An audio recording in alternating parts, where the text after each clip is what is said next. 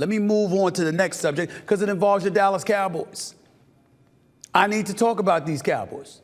Despite not having won a Super Bowl in about 30 years, 29 to be exact, and getting knocked out by the Green Bay Packers in the wild card round in embarrassing fashion, I might add, Cowboys Chief Operating Officer and Executive VP Stephen Jones is apparently not concerned about the team's culture. He had this to say yesterday at the NFL Scouting Combine or the NFL Combine in Indianapolis. Take a look. I think, from the organization on down, we feel good about our culture. You always want to be better. I will say that. I mean, if you're not, if your results aren't winning the Super Bowl, I think everybody's saying, how do you ultimately be the last guy standing?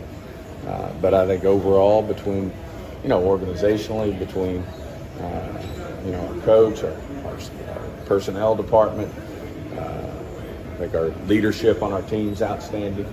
So, you're always going to have somebody who's, going to say something, that's not, that might be, hey, that's their particular thought process on why we may have come up short, but I don't think in general, personally, I don't think it's an issue.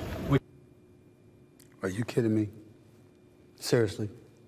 So Jones is saying there are no culture issues in Dallas, and they have outstanding leadership in place, which, of course, includes himself. Last I checked, this team hasn't advanced to the NFC Championship game in the last 28 years. DeMarcus Lawrence came on First Take on ESPN and talked about how the team was tired. Micah Parsons came on my show, the Stephen A. Smith Show, right here from Indianapolis, and he said he didn't like what DeMarcus Lawrence had to say. You can't be tired come playoff time. And that was after family members and friends of players were complaining about changes that needed to be made.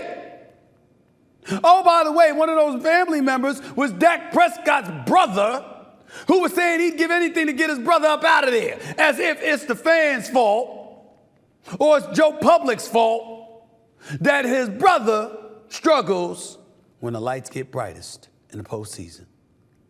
Now, he might kind of have a point because really, I got to tell y'all, is at a point where I can actually reveal my secret. Me trolling the Cowboys, really their fans. You know why I'm able to get away with this so much and know y'all ain't going to do anything about it? Because Dallas Cowboy fans can't help themselves. You're the most nauseating, disgusting fan base in American history. You make me want to vomit every time I have to listen to y'all say, how about them Cowboys? Except when I realize it's such a setup.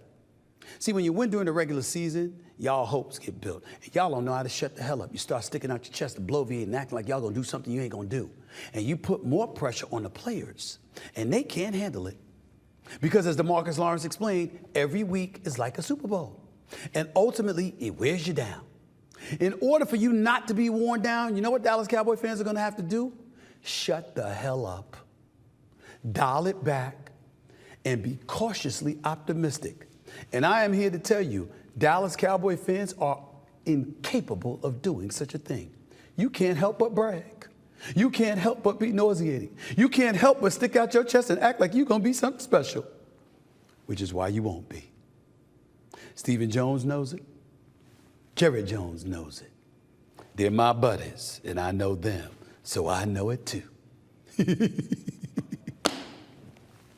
Good luck.